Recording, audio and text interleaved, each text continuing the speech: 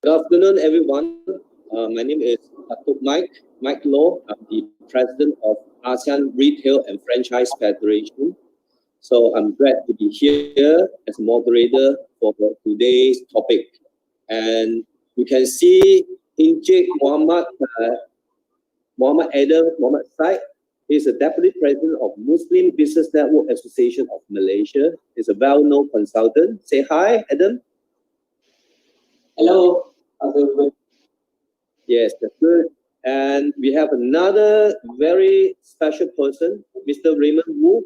He's a Deputy Secretary General of Malaysia Retail Retail Franchise and Change Association. Raymond? Yeah, thank you. Hi, thank you, Dr. Mike. I'm Deputy Secretary, the newly appointed one for MRCA, Malaysia Retail Chain Association. Thank you. Congratulations. I think you are hot from the oven, right? Yeah, just only yesterday. I just realized now. Okay, maybe I start with Adam. Adam, maybe you briefly tell the audience what is your background and what is your association? Okay, my name is Muhammad Adam. I am a consultant by profession, Profess Consulting Group, and under us we have management and strategy consulting, technology consulting, human resource, headhunting company as well, and technical consulting. On top of that, I am also the deputy president of MUBIN, which is a Muslim Business Network, under which capacity I am here today. I also am on board of a few other institutions and the chairman of Agile Holdings, the holding company for Amur Specialist Hospital, and also on board of a few other institutions as board of trustees and board of directors. And I also have a few investee companies. So the reason why I'm sharing with you is that I know all the pains and the issues regarding the SMEs and also the business as a whole in a cross spectrum of industry. Oh, thank you so much. Your introduction is so long. Seems like your back profile are so big. Okay, so Raymond, can you please tell the audience who you are, what you do, what you specialize on? Well, Association MRCA has been around for the last 27 years, started by Dato Eddie Chun, Pokong founder, and the objective of the association is to combine the strength of unity of all the retailers in Malaysia and to address the problem that they face. And in my role as a Deputy Secretary, I'm to assist the Secretary General in the matters of secretary, the secretariat work, and also liaison with the government as well as the members. Okay, Raymond, can you please tell us what is your view in terms of the moratorium? I think people in Malaysia, the rakyat and the businessmen. I think generally the retailers are affected in terms of the this pandemic. A lot of people do not expect this to happen, and therefore I think the push for digitalization becomes very, very important. But during the period of this lockdown, the retailers of us are all affected. But the good thing is the government are very fast in terms of addressing the issue, and the moratorium of 6 months bank moratorium really helped us out. But it's coming to an end towards the end of September.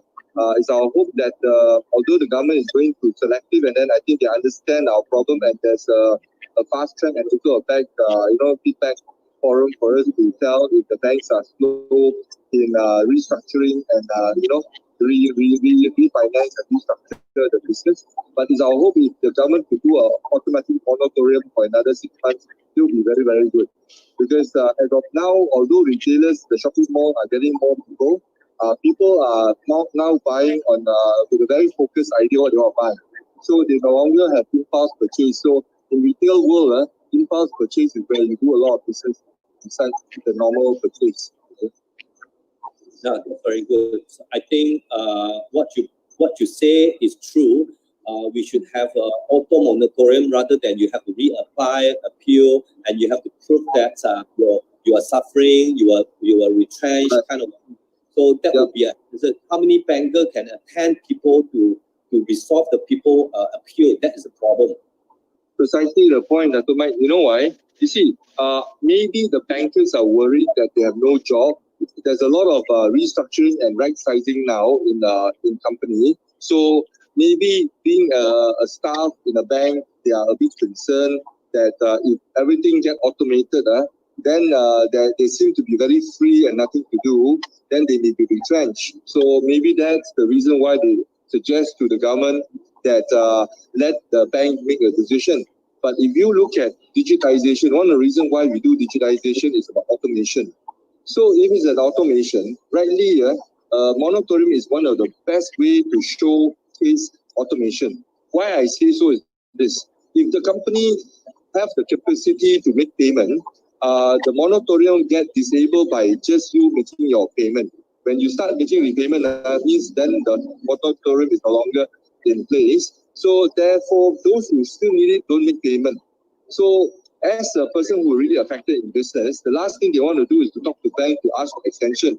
What they should be doing more importantly is to look for business, not to talk to bank to ask for bank to delay their repayment. Because they're really so affected, they should be focusing on finding more business, not talking to bank, doing all the paperwork just to justify why the bank should give them a restructuring. That's my point. I think I totally agree on your view, because the bank, if they worry that they've got nothing to do, they should move on to create much better services to the client instead of waiting people to serve the bank, not the bank to serve the people. Yeah, precisely. In fact, after the company send the documentation to justify the R&R, then they also in turn have to do paperwork to justify why they think the SME should be given the R&R.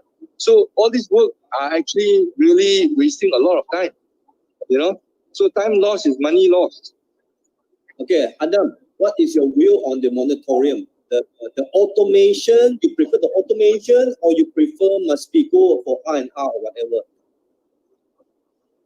Well, I think, if you ask any businessman, they would prefer to have a blanket moratorium to give a breather to businesses. I think businesses are the other group of unsung heroes under the COVID. We have the frontliners, and you have the businessmen. And the businessmen, actually, we're looking at the SMEs, they employ 2/3 of the employments. Yeah, so that's not a very small number. Yeah, and during this very difficult time, the employees who are actually fully paid during the time of the lockdown, their salaries are being paid by their employers. If their employers are big timers, the government, it's okay. But if your employer is a small business enterprises, 2/3 of the probability is that your employer will be a small medium enterprises, and these are the people who actually kept the economy going during this very tough time. So I think if you look from that perspective, the nation owes it to this set of unsung heroes, and the very least you can do is to give them a little bit of breather, because they are the most affected. If you look at the proverbial MRCA, MRCA still get a salary at the end of the month, right?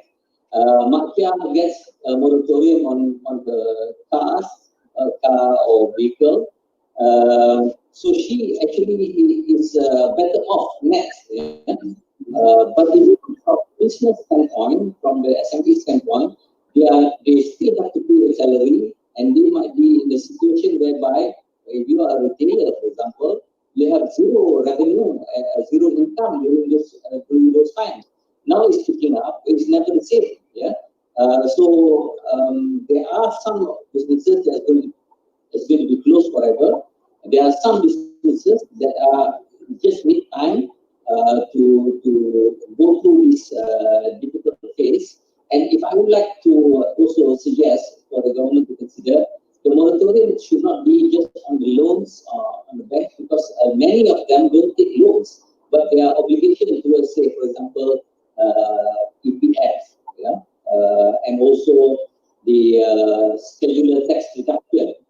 So these are all killing the businesses. For example, my tax scheduler tax reduction for the business is relatively high because of, say, my business was good last year, but the business is bad this year, so you have to adjust it accordingly, right? So all these are going to, cause a very, difficult situation for many of the businesses. So if I may suggest, the moratorium should also be extended to moratorium on the other obligations like the EPF and the scheduler tax reduction, etc. I think it's good. I think what Adam said is a very good point, because the moratorium, the government should look into the EPF and the tax, actually, because not every employee are affected. If for those who are not affected on the salary, they can still carry on the installment or whatever so of the living.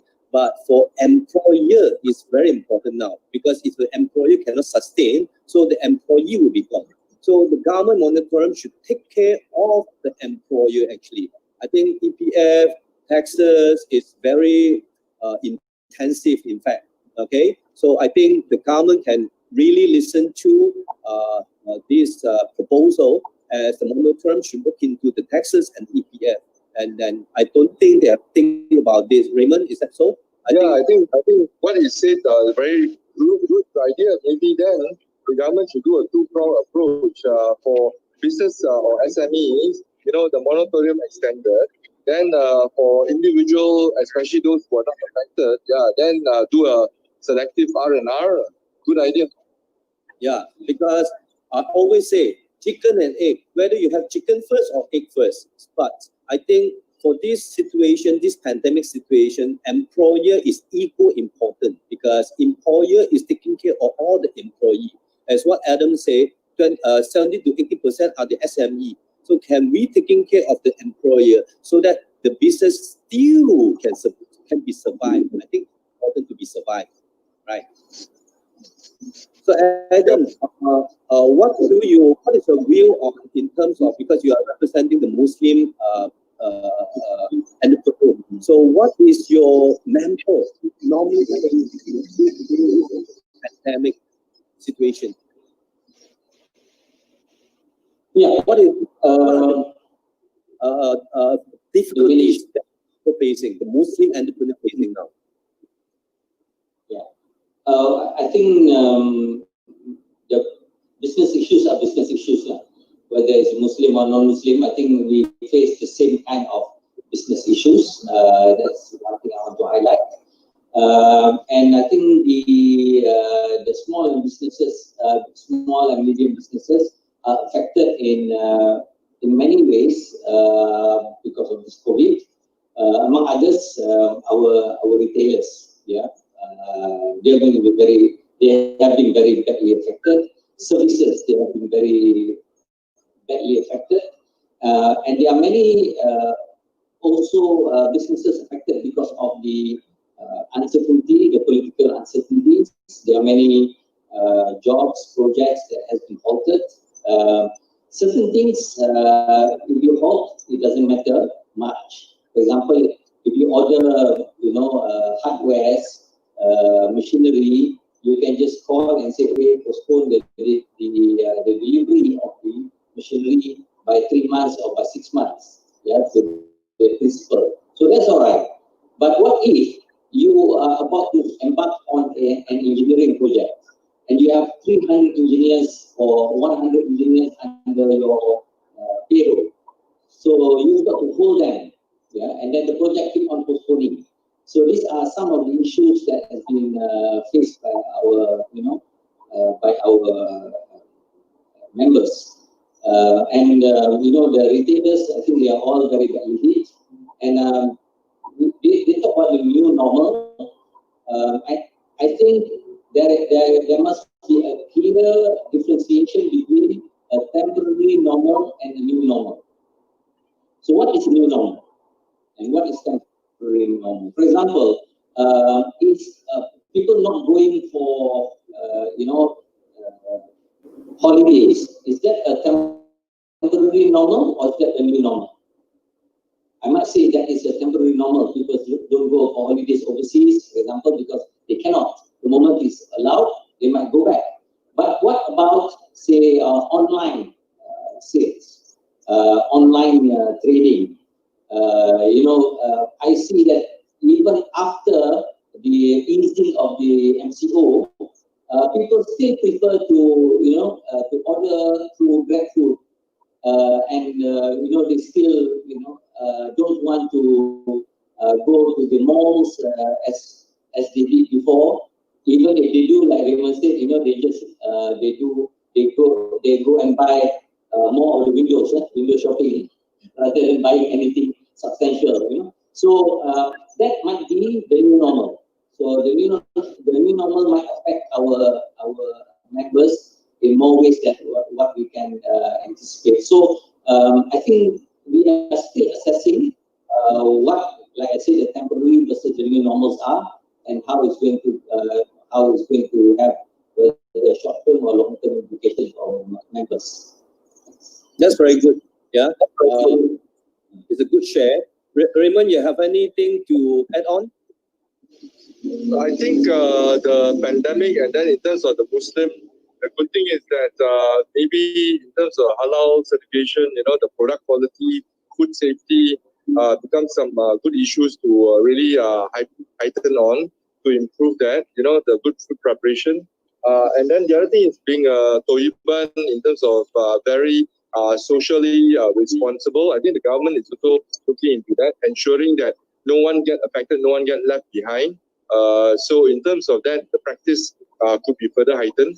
Not talking about getting people to all switch their religion to being a Muslim, but what is like some good practices should be adopted. I'm also believing that the new normal also means collaboration, getting more involved in association, getting more involved in sharing of resources, getting more important in that. Digitalization is also very important, ensuring that we automate our processes. Like one of the things I was talking about, that the government should look into the moratorium automatic rather than an opt-in or R&R. So all these automation processes should be more preferred. So whenever we do certain things, we should look into things that are more efficient. Oh, okay, I got it. Thanks for your share. We will have a question that Raymond. Most of the members of ASEAN Retail Franchise Federation and MRCA basically are from the retailer.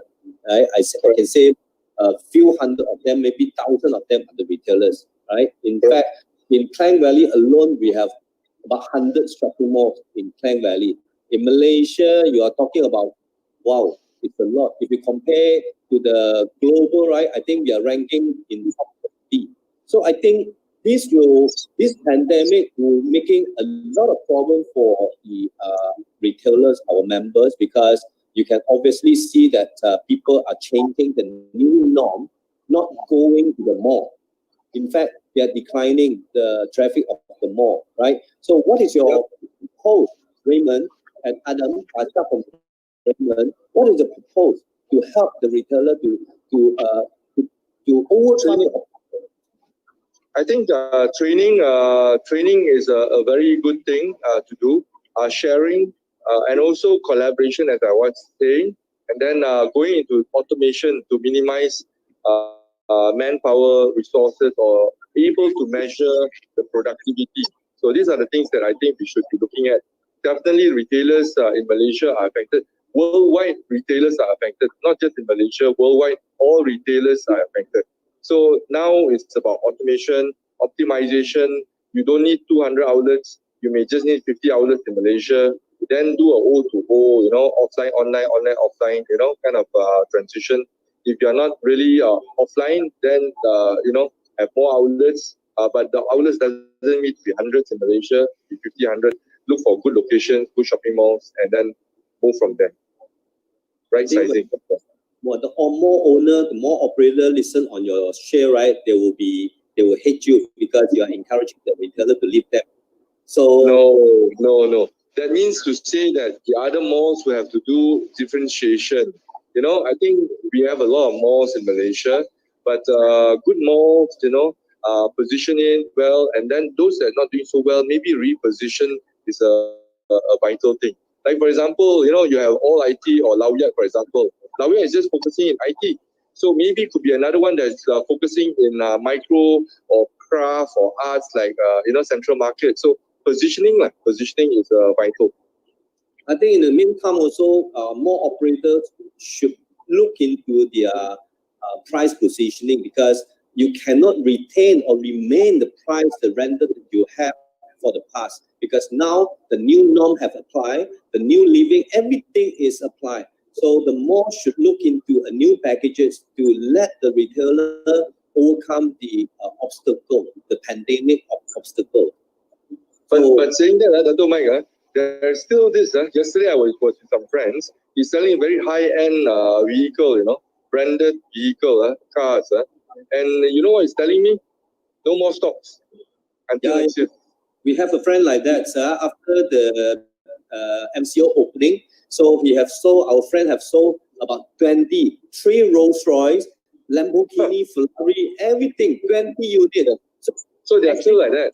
Yeah, the economy is still stable. Malaysia economy is still stable. When you look at KLSC, our index will reach 1,006. Yeah. That one I think has to be a bit careful. Since we are talking about it, we shouldn't be encouraging. We should make people more realizing that there are always risks in all opportunities. So maybe investing in our business could be a better thing. Dato' Mike. Yeah. I think we'll be looking at the real business, because when you look at the news broadcasting in the social media or whatever, right? Most of them are the fake, because they claim they sign an MOU with one of this and that, then the price shoot up 20%. So this is not a real thing. Yeah. Be careful. Yeah, Adam, what is your view on the retailer side, on the rental, or any proposal from your side on the retailer? Well, I think like I said, we might be looking at a new normal, which means that people prefer to buy online. But that doesn't mean that the retailing business is going to be out of business forever. There might be some changes, and mindset change is the first one required. But then we should be looking at how to address this what I call consumer behavior change. Consumer behavioral change includes, for example, preferring not to buy spontaneously when you go shopping, but you prefer to buy online, for example. So how do you marry this, the old economy versus the new economy? I think it is not either or. I think we can coexist. For example, there are some people who still prefer to come and touch, for example, the watch and say, okay, I like the look and feel of this watch. Oh, it's very heavy or it's very light. But I do not know that until and unless I order and it comes to my home, for example. So that puts me that I'm a little bit jittery on that, for example. So if you can imagine, for example, that rather than having, as Raymond mentioned, rather than having 100 outlets, I will reduce that to say maybe 30 or 50 outlets, smaller footprint, not to sell, but to showcase my products, where people can come in and can have a look at the product and can touch the product.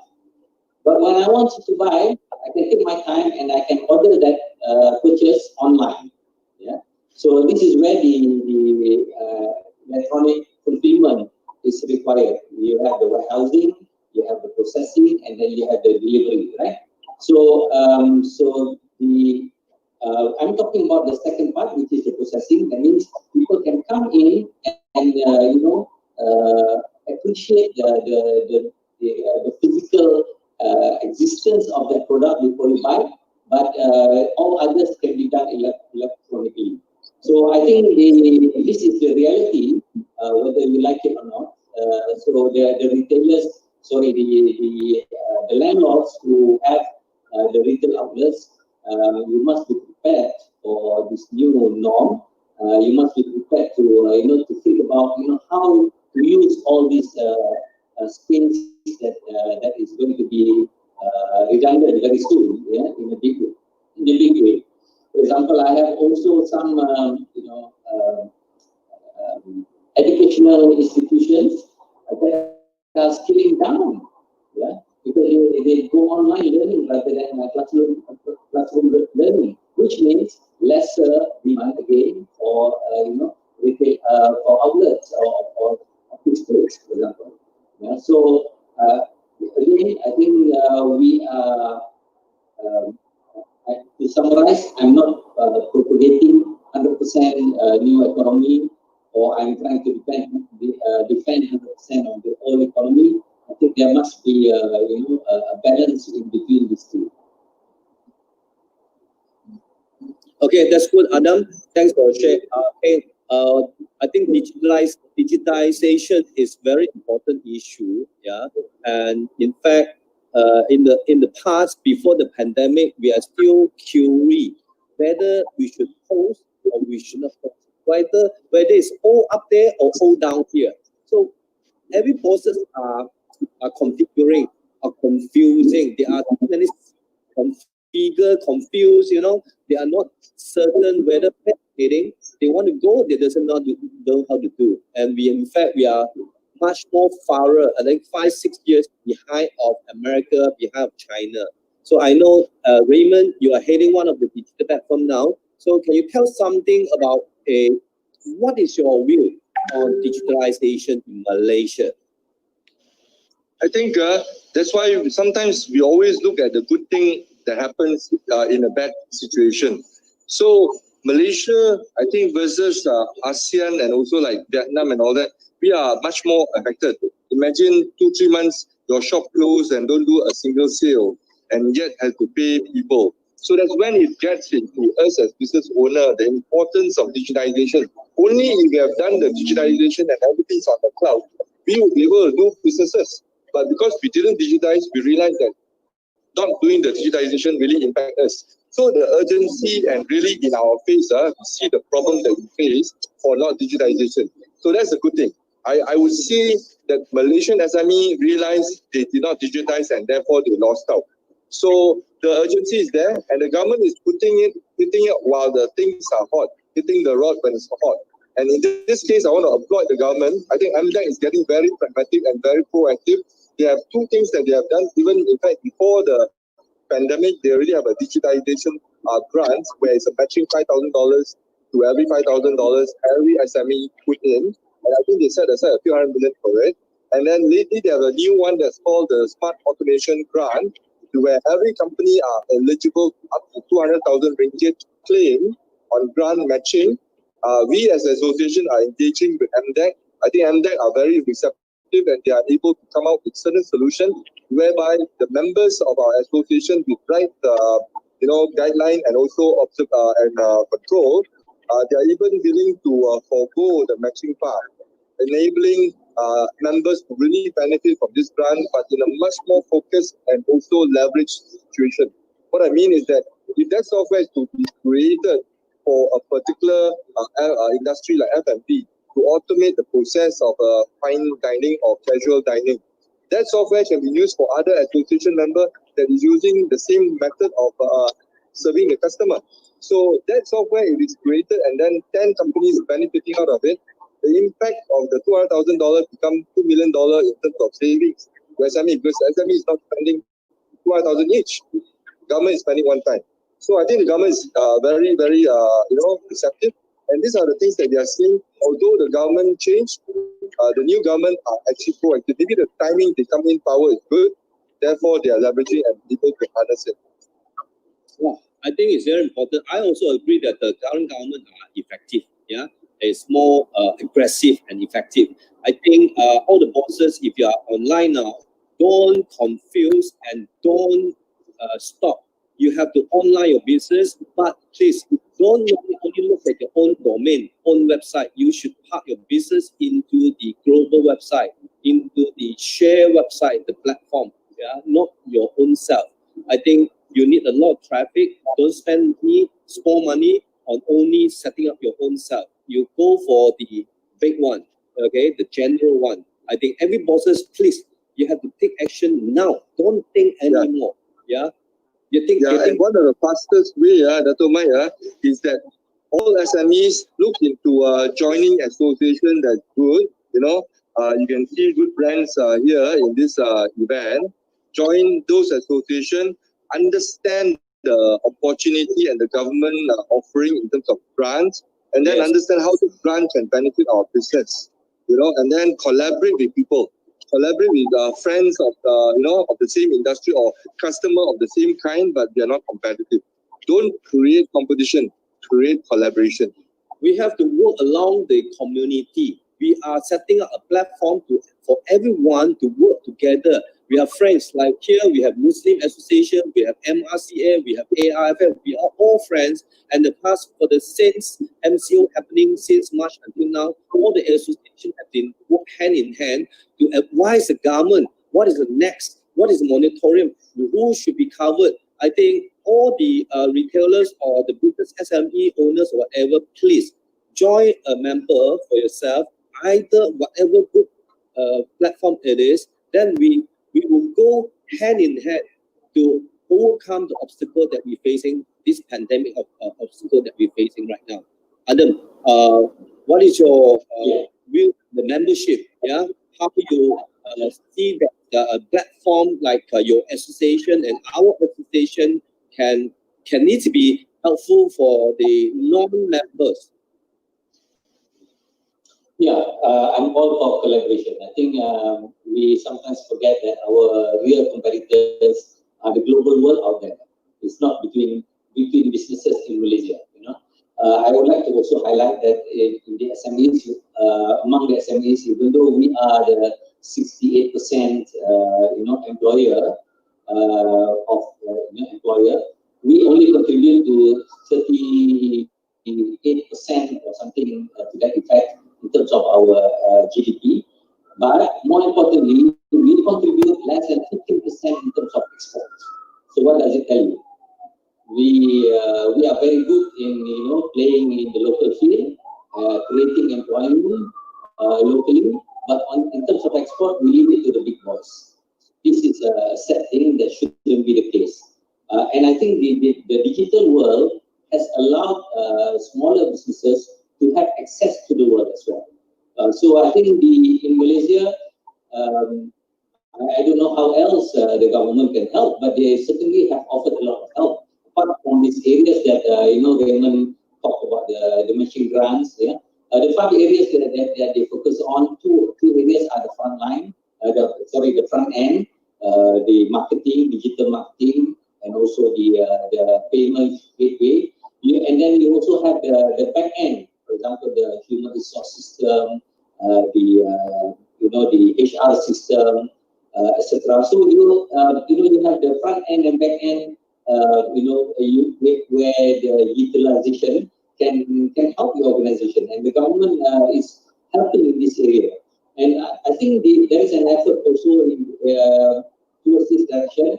We have the digital free trade zone, the platform that was created between us and Alibaba. I don't know the details of what happened to it, but the whole idea behind that is that all the small businesses can use that to showcase our products and bring it to the world. And I think we have not fully leveraged on this. I think this is very unfortunate. I think we should be doing that. And I would like to also highlight that there is a clear difference between digitalization, and also digital transformation. A lot of people, they stop at number one, digitization. Transform everything into digital form. For example, all the forms, all the form, you translate that into digital form, that is digitalization. But digitalization,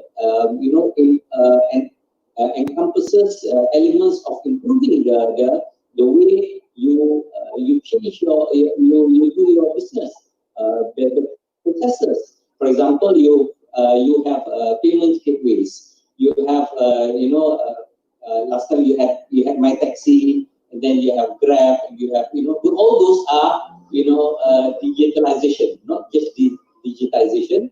Digitalization where you actually allow new ways of doing things that will make you more efficient.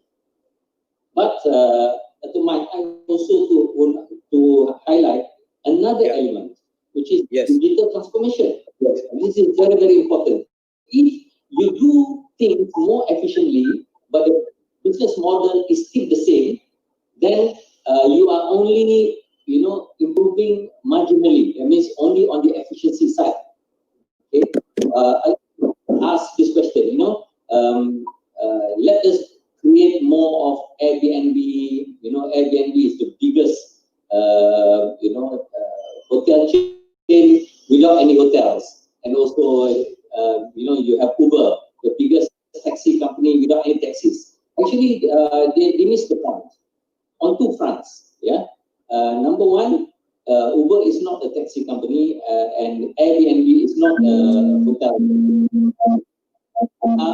They are gateways on which the supply and the demand. I would like to also highlight another difference. Prior to having say Airbnb, you already have Trivago, you already have Booking.com, etc. What's the difference between all these and Airbnb? The difference is the business model, and I'd like to emphasize this to the SMEs. You must think more not about the the digitalization, but the digital transformation. You must think about what business model you will bring into this. I don't want to go into the details, but if, for example, Uber or Grab will just become the gateway for people who offer their cars, and for people who wants to order a taxi ride, for example, then they miss a very important point in the whole transformation. And what is that transformation? It is about businesses. They are unlocking a group of supplies of cars or a vehicle that was not accessible to the market before. Just like Airbnb, you are not talking about hotel versus hotel. You're talking about people who own, holiday homes, etc. That can make and that can make their homes available to the market when they're not using it. So suddenly, there is a floodgate of supply to the market. So I want to emphasize the point about the importance of you thinking about the business model more than just the digitalization by the improving the processes. Sorry, I take a little bit of longer time. No. Actually, Dato Mike, Adam seems to be promoting what I'm going to do on next Tuesday. Dato Mike, we are launching the platform for halal and Muslim friendly under the brand of Aladdin Group. My brand. This is the A time. You have to pay for the A. Since you are entering the A time, I also mentioned to the audience as well, because we want to thank MTM and Money Campus, as a joint organizer and creating this SME webinar, and they are organizing SME e-fair platform for all the SME. These 2 days, 11, 12, these few days, 11, 12 August, in fact, they have SME e-fair, and for the next one will be 27, 20 until 29 August, Merdeka e-fair as well. You can check more on the website after that. And we have touched on a last topic, Raymond. I think this is what we do at globalization. Right? Because our association is namely ASEAN Retail Franchise Federation. And basically, we are, since 11 years ago, we already foresee and effectively going up to network and to sign MOU, working partner in the whole ASEAN region. I think during this pandemic, digitalization is a must. globalization is another must as well, right? So maybe you can share a little bit before end of this section. Yeah. So again, I think globalization is possible, and being nimble, agile is possible. So oxymoron is creating micro MNC. One of my company I'm working in, we are actually trying to create micro MNC that focus in halal and Muslim friendly. So what it means is that all this while, being a large company, MNC has to be very high outlay, expend a lot of money. But because of digitization, we are able to be agile with logistic know-how and logistic collaboration. That's why we're talking about collaboration, sharing know-how, knowledge, and also leveraging of strength. So when you have other connection in other countries, like Dato is very strong in China, very strong in Indonesia. He brought me and understand the ASEAN world and also China. So, when you have people who have that type of knowledge, you have to leverage, collaborate, and work together and benefit together. And Dato has been doing that for the last 5-10 years. I know him. He's a good brother of mine. So what I'm saying is that we have to know all the strength. Adam has strength. He's in the halal and Muslim angle. I am going to that domain. I want to leverage on strength of Adam, And digitization enable a lot of new businesses be without border. You are all in offices, but 3 of us are in different places. I'm not even in office because of this last minute thing. I'm actually in Bangsa, So and I'm doing this through my phone. I apologize to the audience if the audio is bad, but what I'm saying is that, if it's before this MCO, could you imagine having this event in 3 different places and people watching us not in the same auditorium? And this is where digitization really gets us involved, And this gives us the no border thing. And therefore, with this, even can be done without border. Of course, business can be without border. Only thing is collaboration, know-how, and market positioning, like what Adam is saying. What is your positioning? So what Uber is doing is they are grouping all the like-minded, and the service offer is to facilitate a person to go A to B, right? And then if you're talking about Airbnb, people are going for holiday, you want to have a fast-free location to find, right? So platforms are important, getting the right platform. So that's why even shopping mall we're talking about, I'm not creating friends or enemies in this case, right? So if you're positioning in this mall, there are so many players there, you have to find a new position and then differentiate yourself, right? I think it's a very good share, because we are talking about borderless business